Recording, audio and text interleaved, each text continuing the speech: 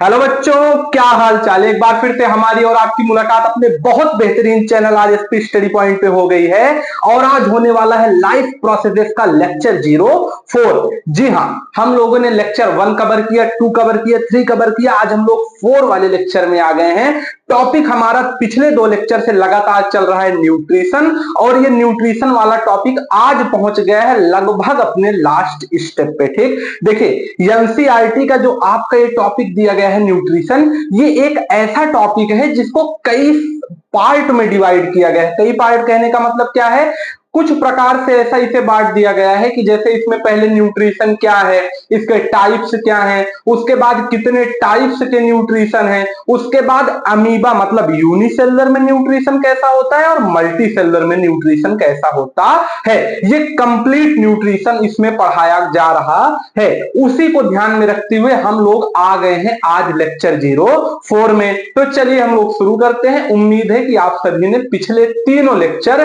देखे हैं। अगर नहीं देखे हैं तो चैनल पे विजिट करके जरूर देख लीजिएगा। ठीक भैया, अब आइए शुरू करते हैं। देखिए, तो हो कुछ यूं रहा था हमारे पिछले लेक्चर में कि पिछले लेक्चर में हम लोगों ने टाइप्स ऑफ न्यूट्रिशन में ऑटोट्रॉपिक टाइप ऑफ न्यूट्रिशन को कवर कर लिया था। आज हमारा हेट्रोट्रॉपिक टाइप ऑफ न्यूट्रिशन होने वाला है। न्यूट्रिशन कितने टाइप के होते हैं? 2, ऑटो, हेट्रो। आज हेट्रो की बारी है। आप ध्यान से सुनिए, नोट्स हमारे हाथ में है, कोई दिक्कत नहीं है। ठीक, तो देखिए न्यूट्रिशन जो है हमारा वो कहता क्या है। इसमें देखिए लिखने वाला ज्यादा हम लिख के लाए हैं क्योंकि एनसीईआरटी की डीप लाइन को पढ़ के कट करना पड़ता है, तो उसी को पूरा लिख के लाए हैं। पहले हम आपको समझा देते हैं, फिर मेन जो होगा उसको जल्दी जल्दी लिख के आपको हम समझा देंगे। ठीक भैया, तो देखिए न्यूट्रिशन क्या दिया गया है कि nutrition is depending upon type of availability of material as well as how it is obtained by an organism. मतलब हमारी एनसीईआरटी हमसे एक बार फिर से कहना क्या शुरू की है कि जो हमारा न्यूट्रिशन है, जो हमारा न्यूट्रिशन है वो किन किन चीजों पे डिपेंड होता है। तो देखिए न्यूट्रिशन सबसे पहली चीज डिपेंड होता है टाइप ऑफ अवेलेबिलिटी। क्या? Type of availability. और दूसरा चीज क्या है भैया? और दूसरा चीज ये है कि हाउ इट ऑब्टेन्ड। आपके एनसीईआरटी के पैराग्राफ में यही लिखा हुआ है। एनसीईआरटी कहती क्या है? कह रही है कि न्यूट्रिशन कैसे भैया हमें अवेलेबल होगा। हम किसी चीज को तब खा पाएंगे जब वो हमें मिले। मिलने का सोर्स क्या है वही पूछ रही है। आपको दाल चावल खाना है, दोनों खेत में होगा, पेड़ में होगा, तो पहले हमें बोना पड़ेगा, फिर उसको देखभाल करना पड़ेगा, फिर काटना पड़ेगा, फिर उसके पेड़ को अलग करना पड़ेगा, फल को अलग करना पड़ेगा, तब हमें खाना पड़ेगा। इसका पूरा स्टेप है ना। तो वही तो कह रहा है कि हाउ इट ऑब्टेन्ड, कैसे मिलेगा हमें, और टाइप ऑफ अवेलेबिलिटी। अब आपसे कोई कहे कि गेहूं है और गेहूं को फर्श पे बो दो, फर्श पे होगा कि खेत में होगा? उसके लिए मिट्टी चाहिए ना। तो उसकी अवेलेबिलिटी क्या है? सॉइल है, नेचर है, क्लाइमेट है, हर एक चीज मेंटेन है, तभी तो गेहूं होगा। नहीं होगा कहां से? होगा ही नहीं। यही पूरा कंडीशन एनसीईआरटी बताता है। उसके बाद क्या कह रहा है? उसके बाद हमारी एनसीईआरटी हमसे कह रही है ऑर्गेनिज्म के बारे में। दूसरा पॉइंट क्या है? ऑर्गेनिज्म के बारे में कह रही है कुछ जानवर, कुछ जीव ऐसे होते हैं जो पहले शरीर के बाहर ही अपने खाने को तोड़ लेते हैं, तब अंदर ले जाते हैं। पहले तोड़ेंगे, फर्स्ट क्या करेंगे? First break down. ध्यान से समझिएगा, ब्रेक डाउन करेंगे किसको? फूड को, जो उन्हें खाना है। उसके बाद वो अपने बॉडी के इनसाइड ले जाएंगे, वहां डाइजेस्ट करेंगे। डाइजेस्ट करेंगे तो क्या होगा? पिछले 2 लेक्चर से लगातार बता रहे हैं न्यूट्रिशन क्यों चाहिए। एनर्जी, ताकि हमारे बॉडी को मिलती रहे। लेक्चर का टाइम कम रख रहे हैं इसीलिए राइटिंग पे ज्यादा ध्यान नहीं दे रहे हैं, लेकिन समझा एक एक पॉइंट एकदम आराम से रहे। ठीक, तो ध्यान से सुनिएगा। तो कुछ जानवर ऐसे हैं जो कि पहले खाने को बाहर ही तोड़ लेंगे, उसके बाद अंदर ले जाएंगे। और कुछ ऐसे हैं जो सुकून से खाना उनके सामने आएगा, वो क्या करेंगे? दूसरे टाइप के आराम से पहले उस खाने को इंजेक्शन करेंगे, मतलब खाने को खाएंगे, उनके बॉडी के अंदर खाना आराम से ब्रेक डाउन हो जाएगा। तो हमें लग रहा है दोनों पॉइंट सुना जो हमने अभी आपको बताया उन दोनों में आप समझ गए होंगे कि हम लोगों के अंदर कौन सा होता है। तो हमारे अंदर ये वाला होगा, दूसरा वाला, लेकिन पहला वाला किसके अंदर होगा? तो ये जो है ये होगा यूनिसेलुलर ऑर्गेनिज्म के अंदर। किसके अंदर? यूनिसेलुलर ऑर्गेनिज्म के अंदर। अच्छा, उसके बाद क्या कह रहा है? यूनिसेलुलर में होगा। यूनिसेलुलर में भी कौन? एनसीईआरटी के एग्जांपल मोस्ट इंपॉर्टेंट। तो यूनिसेलुलर में कौन किताब में एग्जांपल है? पहला ब्रेड मोल्ड। ब्रेड मोल्ड, जहां मोल्ड लिखा हुआ आ जाए MOULD, वहां फंगी, उसे समझ लीजिए वो एक प्रकार का फंगी है। मतलब कभी आपने देखा है ब्रेड जो हम लोग खाते हैं, ब्रेड मतलब रोटी नहीं, ब्रेड मतलब चाय के साथ खाने वाला ब्रेड, सैंडविच वाला ब्रेड। तो जो ब्रेड हम लोग खाते हैं उसको खुले में रख दीजिए 2-3 दिन, उसके अंदर क्या हो जाता है? उसके ऊपर फफूंद लग जाती है ना, वही है मोल्ड, वही है फंगी। दूसरा एग्जांपल एनसीईआरटी हमारी क्या देती है? दूसरा एग्जांपल देती है ईस्ट। ईस्ट, ईस्ट खुद ही एक फंगी है, इसी से अल्कोहल बनती है, फर्मेंटेशन ऑफ अल्कोहल में यूज होता है, ब्रेड बनाने में यूज होता है, बहुत सारी चीज में। तीसरा एग्जांपल हमारी एनसीईआरटी हमें बता रही है मशरूम। क्या? मशरूम। तो ये तीनों एग्जांपल आपको बड़े आराम से याद कर लेने हैं, और बड़े आराम से इसको याद करिएगा, बिल्कुल परेशान मत होइएगा। उसके बाद क्या बता रहा है भैया? बाकी जो दूसरा टाइप है वो हम लोगों के अंदर देखने को मिलता है, बिल्कुल सिंपल सी बात है। अच्छा, ये फंक्शन एनसीईआरटी कहती है डिपेंड होते हैं बॉडी साइज पे। ये किस पे डिपेंड है? बॉडी साइज पे।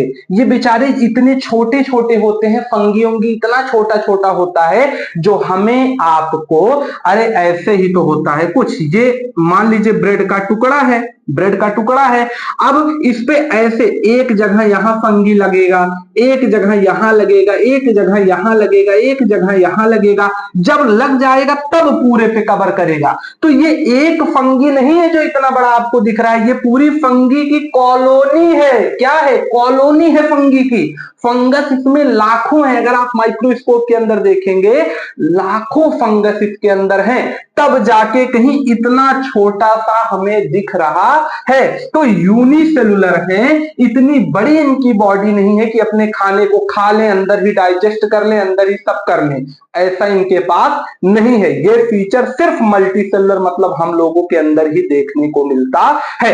इसीलिए बेचारे खाने को पहले बाहर तोड़ेंगे, फिर अंदर खाएंगे, फिर काम इनका सेट हो जाएगा। ठीक भैया? अच्छा, तो बॉडी साइज पे डिपेंड करता है ये। अच्छा, उसके बाद क्या होता है?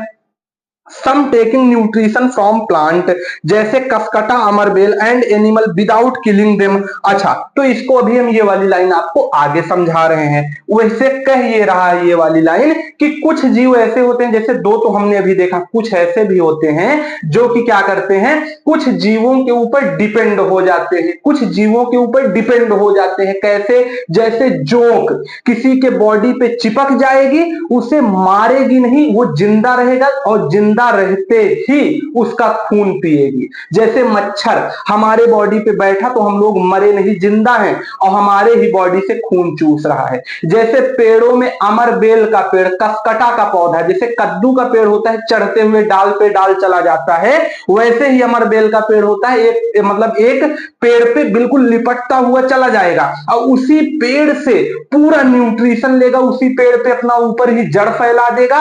वो पेड़ जो खाए पिएगा उसी से इसका पेड़ न्यूट्रिशन लेके मस्त एकदम पूरे उस पेड़ को कवर कर लेगा, इतना बर्बाद कर देगा उस पेड़ को, अंत में हो सकता है वो पेड़ बेकार हो जाए और ये पेड़ क्या हो? उसी से न्यूट्रिशन लेके अपना आकार बढ़ा ले। समझ रहे हैं आप लोग? तो इस टाइप के न्यूट्रिशन को कहते हैं पैरासिटिक न्यूट्रिशन, जो कि अभी आगे पढ़ाएंगे सुकून से। उसके बाद क्या है? लेकिन एनसीईआरटी क्वेश्चन पूछती है, बट व्हाट दे डू, ये लोग कर क्या रहे हैं? कोई किसी को पहले खाना बाहर खा रहा है तब अंदर ले रहा है, कोई अंदर वह खा ले रहा है, कोई किसी पे डिपेंड हो जा रहा है। ये सब आखिर क्या कर रहे हैं? ये सब एक दूसरे पे डिपेंड हैं, और जो जीव अपने खाने के लिए किसी जीव पे डिपेंड रहे, ऐसे जीवों को हम लोग कहते हैं हेट्रोट्रॉप्स। क्या कहते हैं? हेट्रोट्रॉप्स। तो इतनी देर से आपकी एनसीईआरटी पूरा भूमिका बना रही थी, ऐसे जीवों को क्या कहते हैं? हेट्रोट्रॉप्स।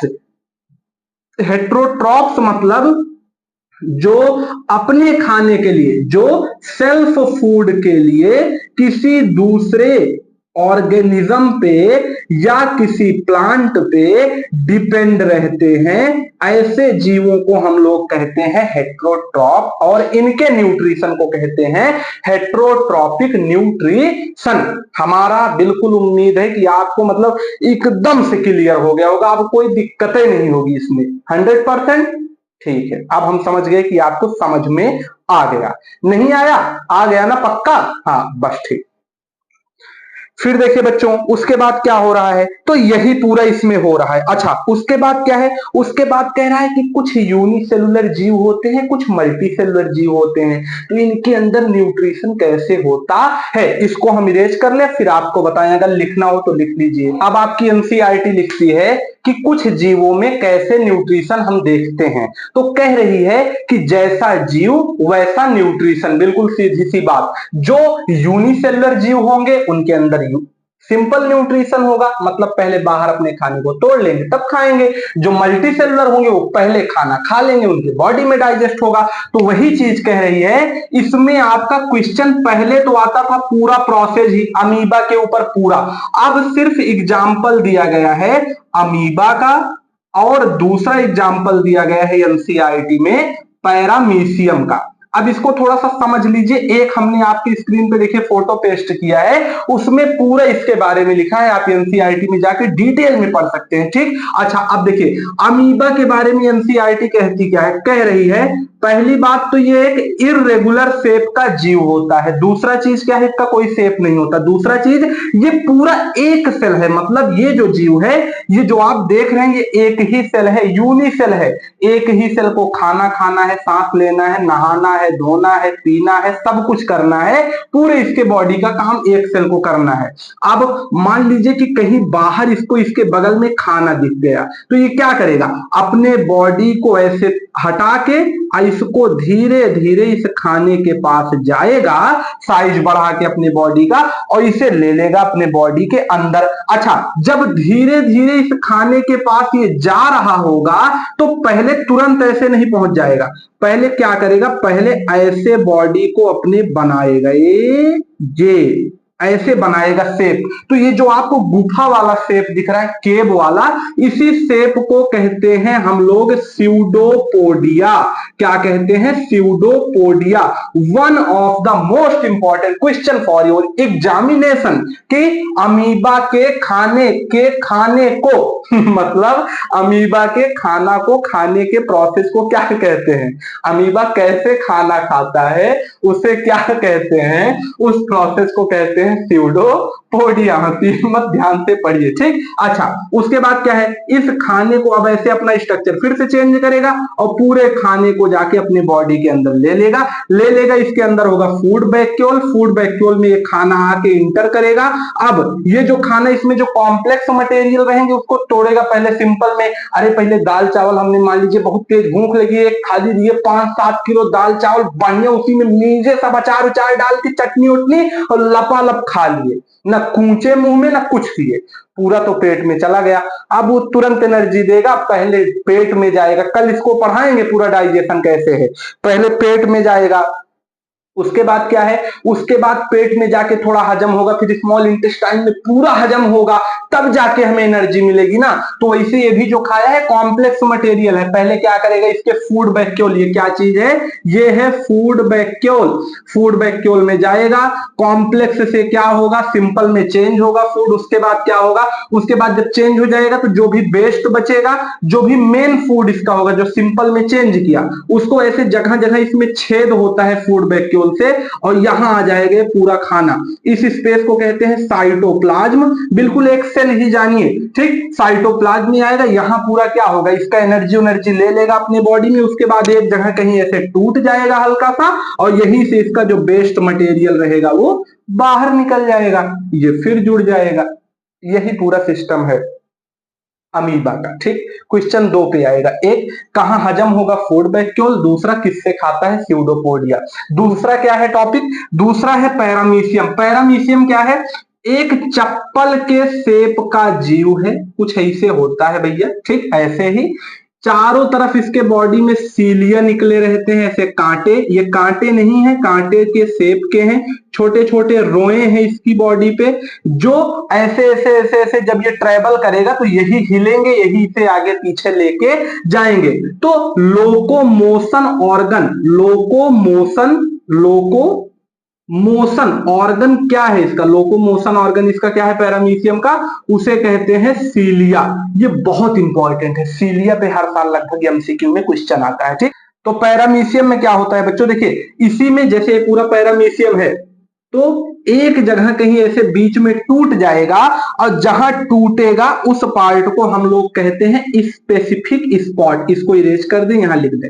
इस पार्ट को क्या कहते हैं? Specific spot. क्या कहते हैं? Specific spot. इसी स्पेसिफिक स्पॉट से इनके अंदर खाना चला जाएगा और खाने को हजम करके बाहर निकाल देंगे। तो ये तो था यूनिसेलुलर टाइप ऑफ न्यूट्रिशन। अब मल्टी सेलुलर में न्यूट्रिशन कैसे होता है, इसको इरेज कर दें फिर आपको समझाएं। मल्टी सेलुलर का न्यूट्रिशन कितने टाइप का? 3 टाइप का। देखिए बच्चों, जो हमारा मल्टी सेलुलर है उसमें 3 टाइप का न्यूट्रिशन होता है। पहला होता है पैरासिटिक, दूसरा होता है सेप्रोफिटिक और तीसरा होता है होलोजोइक टाइप का न्यूट्रिशन। अब देखिए ये क्या है? ये एक ऐसे प्रकार का न्यूट्रिशन होता है, ध्यान से सुनिएगा, जिसमें मान लीजिए ये ए है, दूसरा बी है, इसको इससे खाना लेना है, तो ये ए वाला बी से खाना तो लेगा लेकिन बी को मारेगा नहीं, ये जिंदा रहेगा तभी लेगा। इसका एग्जांपल जैसे लीच मतलब जोंक, टिक्स मतलब गाय भैंस कुत्ते में देखिए छोटे छोटे कीड़े किलनी पड़ जाते हैं। तीसरा आपके पेट के अंदर पाया जाता है टेप वार्म, राउंड वार्म, और क्या है इसको छोड़ के? राउंड वार्म के बाद क्या है? आपके बॉडी में कभी दाद हो जाए, रिंग वॉर्म, और क्या है इसको छोड़ के? इंपॉर्टेंट है एक प्लांट का। प्लांट वाला कौन सा है? जो भी इसके पहले बताए थे, जिसका नाम है कसकटा। कसकटा, जिसे हिंदी में कहते हैं अमरबेल। क्या कहते हैं? अमरबेल का पौधा। हो सकेगा तो स्क्रीन पे फोटो भी पेस्ट करवा देंगे। ठीक, अच्छा उसके बाद और कुछ बचा, जैसे मॉस्क्यूटो, मच्छरवा जो हम लोग को काटता है, तो ये सब क्या करते हैं? हमारे बॉडी पे आएंगे, हमें मारेंगे नहीं, और क्या करेंगे?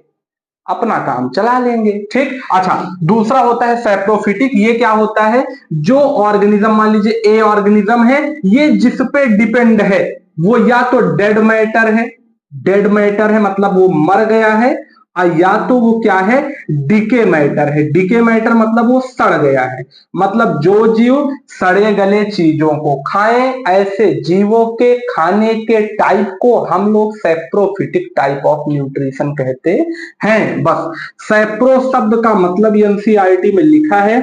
सेप्रो मीन्स क्या होता है? सेप्रो मीन्स होता है रॉटेन, ROTTEN, रॉटेन मतलब सड़ा गला पदार्थ। जैसे इसका एग्जाम्पल क्या है? जैसे मशरूम आप लोगों ने देखा होगा, मशरूम, मशरूम कहीं मान लीजिए कोई पेड़ है कट गया, बरसात में सड़ गया, वहां मशरूम उग गया। कहीं हम लोग गोबर फेंकते हैं, वहां पे देखिए मशरूम उग जाता है। कोई लकड़ी सड़ गई, वहां पे मशरूम उग जाता है। दूसरा क्या है? ईस्ट, ईस्ट मतलब वही फंगी। तीसरा क्या है? Bread mould, bread mould. 12th class में अगर आप बायोलॉजी लेंगे तब आप पढ़ेंगे स्लाइम मोल्ड। क्या पढ़ेंगे? Slime mould. तो ये सब आपका इसका एग्जाम्पल होता है। उसके बाद क्या है भैया? तीसरा है होलोजुइक। होलोजुइक टाइप ऑफ न्यूट्रिशन क्या कहता है? एक ऐसे टाइप का न्यूट्रिशन जो कि कॉम्प्लेक्स चीजों को खाए और इसके अंदर पूरा डाइजेशन का प्रोसेस चले, फिर खाना हजम हो, फिर खाना बॉडी को एनर्जी दे, और फिर जो वेस्ट मटेरियल बचा वो बॉडी से बाहर चला जाए। पूरे बेहतरीन टाइप के न्यूट्रिशन को हम लोग क्या कहते हैं? होलोजुइक टाइप ऑफ न्यूट्रिशन। तो ये क्या होता है? कॉम्प्लेक्स मटेरियल को पहले कोई ऑर्गेनिज्म खाया, उसके बाद इसके बॉडी में पूरा पूरा प्रोसेस हुआ डाइजेशन का, हर एक चीज का, और लास्ट में एक्सक्रीशन हो गया।